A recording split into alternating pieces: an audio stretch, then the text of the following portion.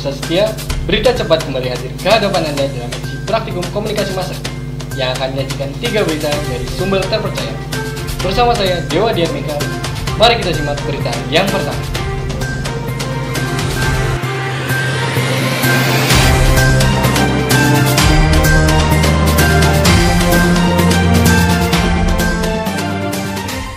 Total 1.970 warga negara Indonesia yang bekerja sebagai anak buah kapal berhasil dipulangkan dari Jerman ke tanah air.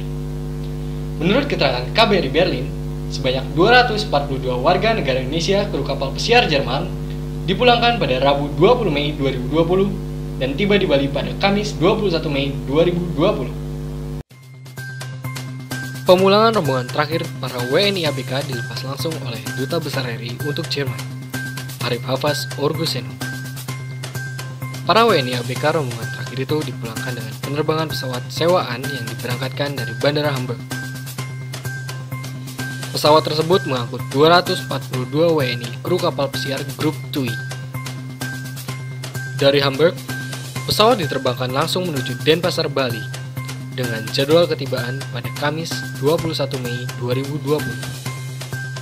Secara keseluruhan, total WNI awak TUI Cruise yang telah dipulangkan ke Indonesia dalam 1 bulan terakhir ini adalah sebanyak 1.241 orang. Tidak hanya TUI, beberapa perusahaan kapal pesiar Jerman lainnya juga telah memulangkan WNI ABK. Antara lain, AIDA Cruise yang telah memulangkan sebanyak 716 WNI kru kapal pesiar.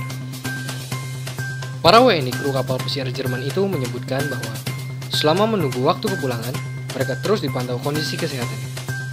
Sesuai protokol penanganan COVID di Indonesia, para WNI ABK akan menjalani tes kembali setelah tiba di Denpasar. Berita ini dikutip dari Dunia Dalam Berita TVRI 21 Mei 2020. Beralih ke berita yang kedua. Hari kedua Lebaran, larangan mudik masih diberlakukan. Di Tol Cikarang Barat, tim gabungan polisi dan Dishub melakukan pemeriksaan terhadap kendaraan. Begitu juga yang dilakukan tim gabungan di Jalan Raya Kalimalang, Jakarta Timur, yang melakukan penyekatan untuk memeriksa pengendara yang akan melakukan mudik. Hari kedua Lebaran, kendaraan umum yang boleh melewati penjagaan di Tol Cikarang Barat hanyalah kendaraan khusus yang memiliki stiker dari Dinas Perhubungan. Sementara itu, kendaraan logistik diperbolehkan lewat tanpa pemeriksaan.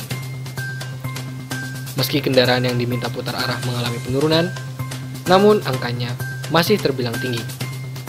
Sejak jam 8 malam hingga 8 pagi, sebanyak 972 kendaraan pribadi dan umum diminta putar balik keluar Tol Cikarang Barat. Petugas di pos pemeriksaan mengatakan fokus utama pemeriksaan adalah orang-orang yang ingin mudik, baik menggunakan kendaraan pribadi maupun kendaraan umum. Penyekatan di ruas Tol Cikarang Barat akan terus berlangsung hingga 30 Mei 2020.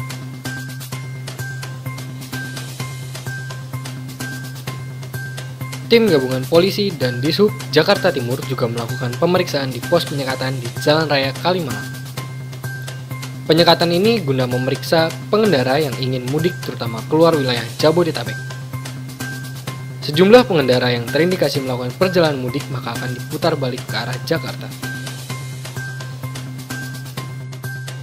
Berita ini dikutip dari Kabar Siang TV One 25 Mei 2020.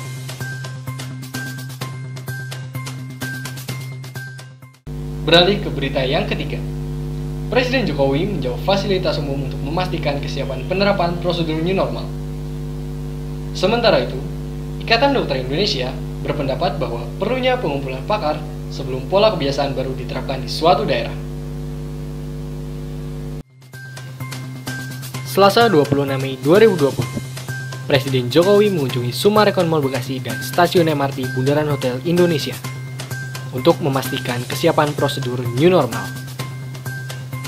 Jokowi menyebut prosedur new normal menjadi salah satu langkah yang diambil agar masyarakat dapat hidup berdampingan dengan COVID-19 secara aman selama vaksinnya belum ditemukan.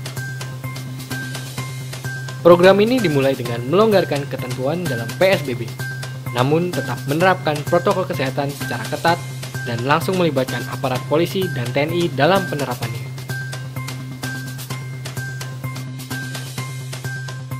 Menanggapi rencana ini, Pengurus Ikatan Dokter Indonesia meminta pemerintah mengumpulkan seluruh pakar sebelum pola kebiasaan baru diterapkan di suatu daerah. Sementara itu, menanggapi rencana penerapan pola kebiasaan baru, sebagian masyarakat mengaku masih khawatir, khususnya terkait kedisiplinan setiap warga agar tetap mematuhi protokol kesehatan secara ketat meski PSBB sudah berakhir.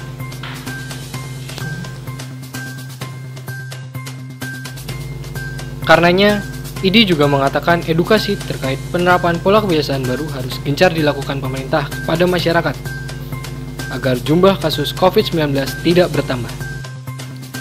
Berita ini dikutip dari CNN Indonesia Good Morning Trans TV 27 Mei 2020.